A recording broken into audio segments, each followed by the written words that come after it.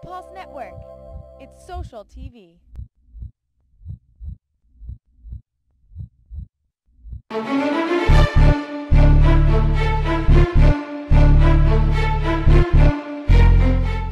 Hi everybody, I'm Butch Stearns, he's Kerry Byrne. Welcome back into Cold Hard Football Facts on TPN, the Pulse Network. Kerry, a lot of people have weighed in about Bountygate. The NFL has come down hard on the New Orleans Saints, and Gregg Williams is in the center of it. At Cold Hard Football Facts, you focus on the numbers. So I want to talk briefly about Bountygate and get your opinion. But in this segment here, I don't think we want to focus on justifying Bountygate or not. We want to look at how good, whether it worked based on the numbers. Well, right? that's when this whole controversy broke. We break it all down by the numbers. We look at we looked at total defense, scoring defense, and one of the key stats in all football history, defensive pass rating.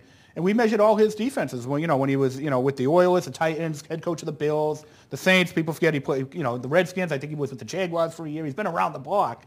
Not too many great defenses, Butch. That's what stood out to me, is that he did not have a lot of great defenses. And we called him just a good old boy, a guy who was connected, obviously well connected in the NFL circles, was able to get coaching jobs over and over. But look at his average defense, an 81.5 defensive pass rating, which is about average, and it's ranked, on average 17th in the NFL, which is, again, this was an average coach coaching average defenses. That, to me, is a fascinating story from a numerical point of view, from the point of view of the Cold Hard Football Facts.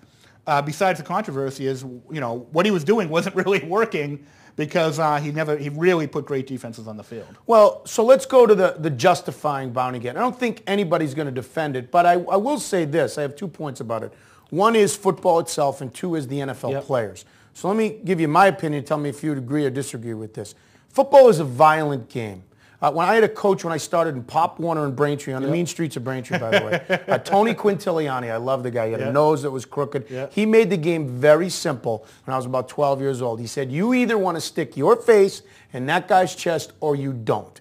And the first time I did it, I liked it. I don't know what it says about me or anybody else that enjoyed concussions at every time, because that's what they are minor concussions. But the bottom line is it's a violent game. There's all the terms that go along with that. If you played the game, and I'm not trying to Bountygate. But what I'm saying is, if you played the game, you understood you're there to punish your opponent. You're there to inflict pain on your opponent. You're there to make them pay and get a good stick on the other guy and make him remember which number you hit. And most importantly, you're there to chase the guy with a little number, the quarterback, if you're a defensive player. All those things are football, aren't they?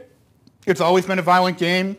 It always will be a violent game, and that's why we didn't want to. We looked at the numbers because we don't want to get on our high horse about what he. Obviously what he did was wrong. You don't want to be targeting individual players, but my coaches, when people are saying, like, acting shocked that this stuff was said, I don't think I was shocked that this stuff was going on. I don't think the NFL can allow it to happen, but it's a violent sport. That's what it's all about. Look at.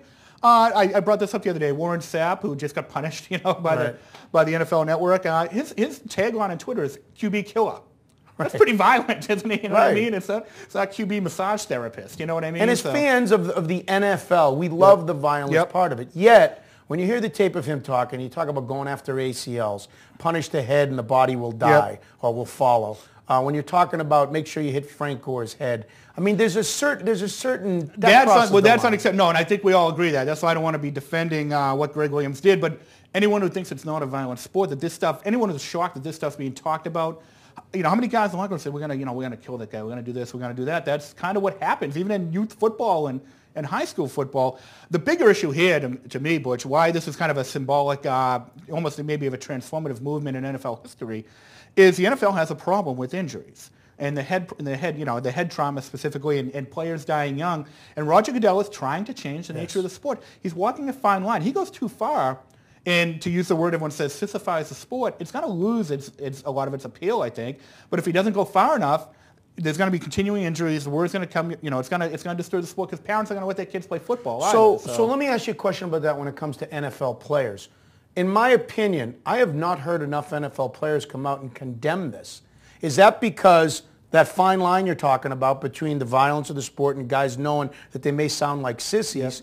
Or is it just that they understand the way the sport is and they don't want to be the ones to come out and be tagged with? I think it's a warrior culture they grew up in. I mean, these are young, aggressive, powerful, strong, fast men trained to punish other people, right? That's what the sport is, right? And let's not pretend it's anything but that at this point.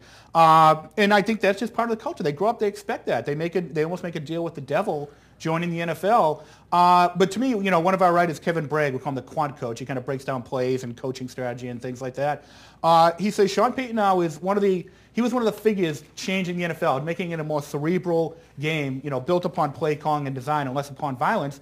And ironically, he's one of the guys being whacked down by this, by the whole Bountygate controversy. So let's tie up this whole segment. Again, we're talking about Bountygate here on Cold Hard Football Facts on TPN, and we're talking, to tie it up, about whether Gregg Williams' system, whether you liked it or not, worked and made them good defenses. And as Kerry pointed out, with the 6 teams that he coached as a defensive coordinator, the Oilers, the Titans, the Bills, starting in '97 and working his way all up to this year with the Saints. Oilers, Titans, Bills, Redskins, Jaguars, and Saints. Again, you would think that with the violent sport, with the warrior mentality, that if you added money to it, that it was going to work. The numbers say it didn't work. And that's the thing. At the end of the day, his average defense was 14th in total defense, yards allowed, 14th in scoring defense, points allowed, obviously, and 17th in defensive pass rating, which has a direct correlation to wins and losses and points allowed. These were average. He was an average coach. You are what your numbers say you are. You are what the Cold Hard Football Facts say you are. Despite all the controversy, despite the payouts and this and that, he was an average coach at the end of the day. All right, this is Cold Hard Football Facts on TPN and our look at Bountygate and Gregg Williams' system.